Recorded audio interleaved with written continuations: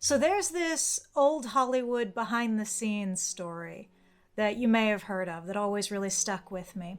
It's about how famed director Stanley Kubrick treated actress Shelley Duvall on the set of his film The Shining.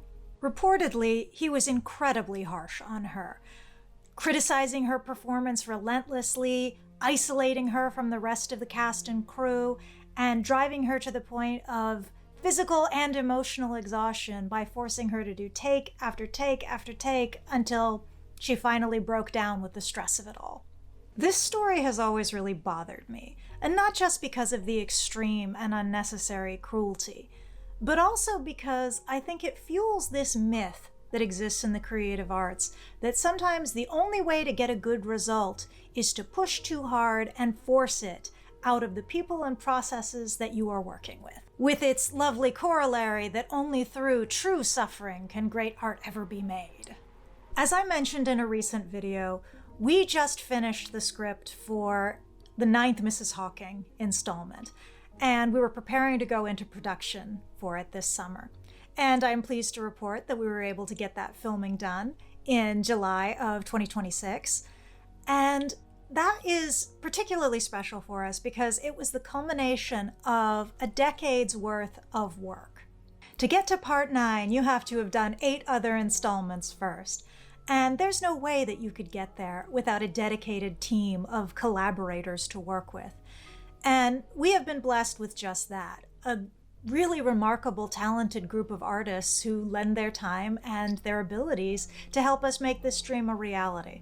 As I love to tell my students, theater and film are the ultimate group projects.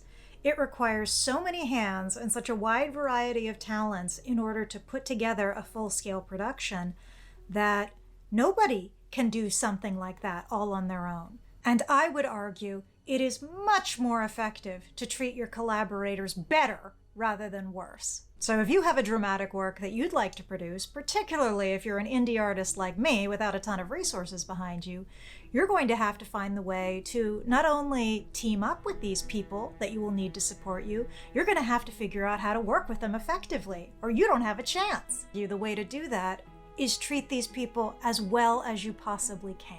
So what I wanted to talk about today is, if you're running a small production company, ways that I have found effective to create that sense of collaboration and camaraderie that we've been lucky to have at Breaking Light Productions, that we could not have mounted a series as involved as Mrs. Hawking without it.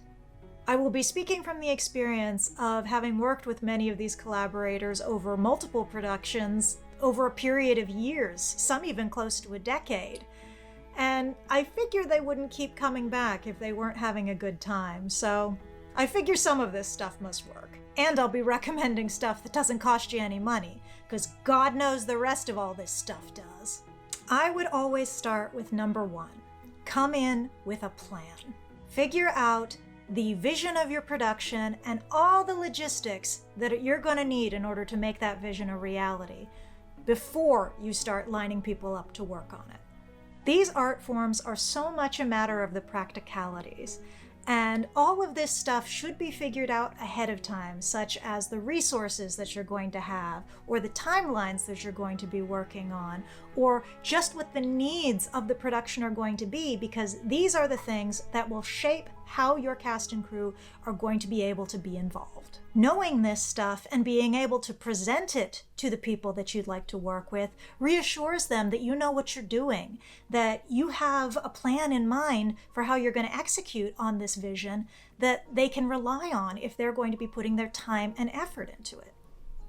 Number 2, set expectations. Every experience goes better when people feel like they're getting what they've signed up for. So once you've made that aforementioned plan, let your collaborators know about it with as much advance notice as you can give them.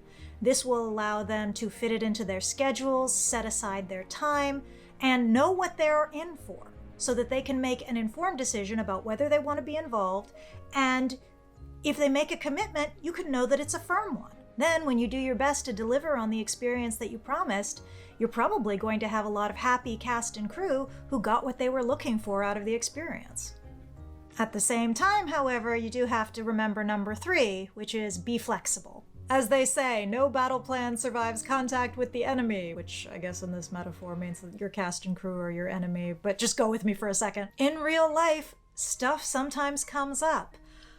Unexpected roadblocks will emerge that mean that your perfect plan can't be executed quite so perfectly anymore. People get sick or have emergencies that change their schedules and mean that they're not as available as you expected them to be. Or maybe somebody just has an idea during the course of the process that's clever and interesting and something that you didn't come up with yourself, and they would really like to incorporate it even though it wasn't originally what you thought you were going to be doing.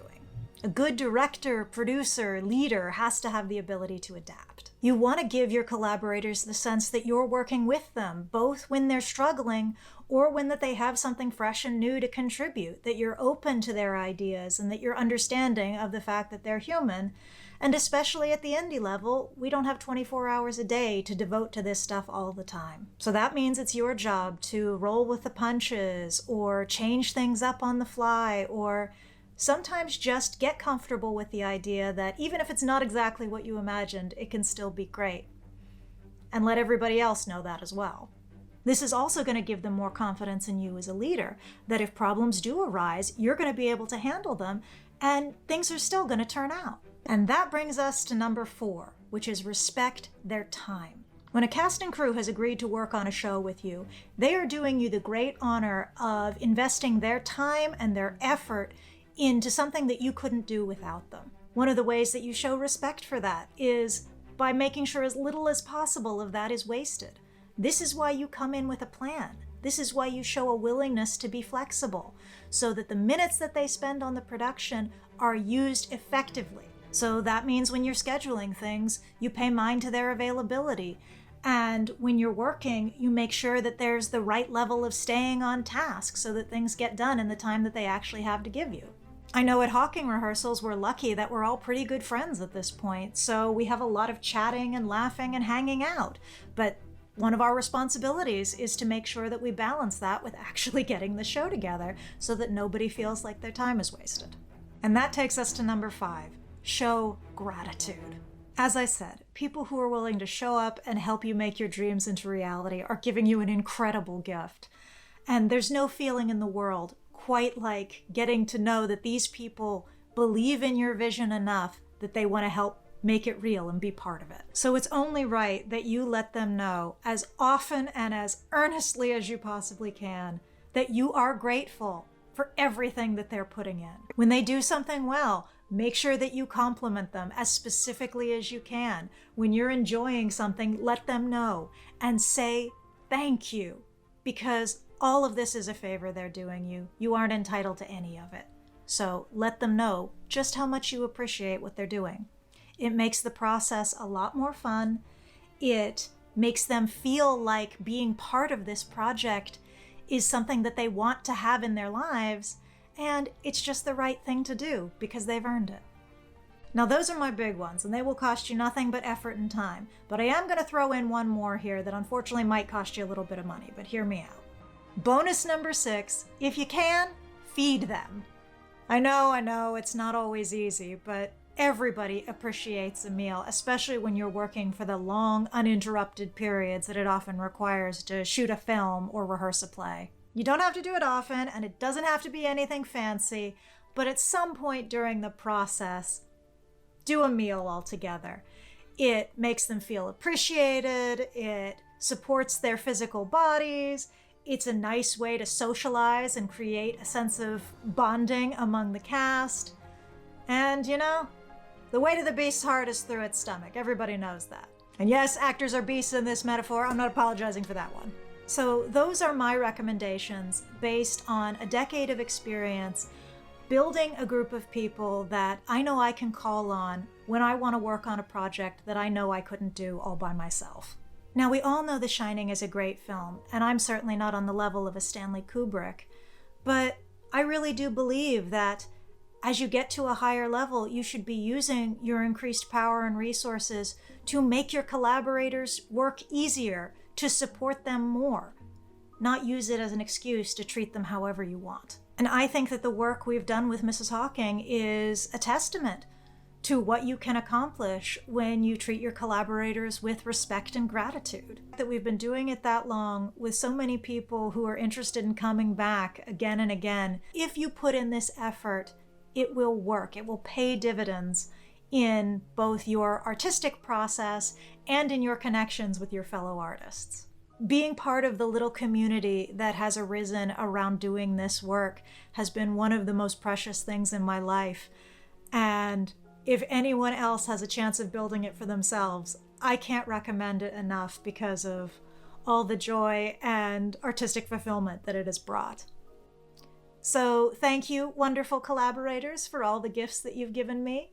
And I hope all of you will stick around and watch the amazing work that they've created together here on YouTube on our channel, @Mrs. Hawking. Thanks so much. Bye for now.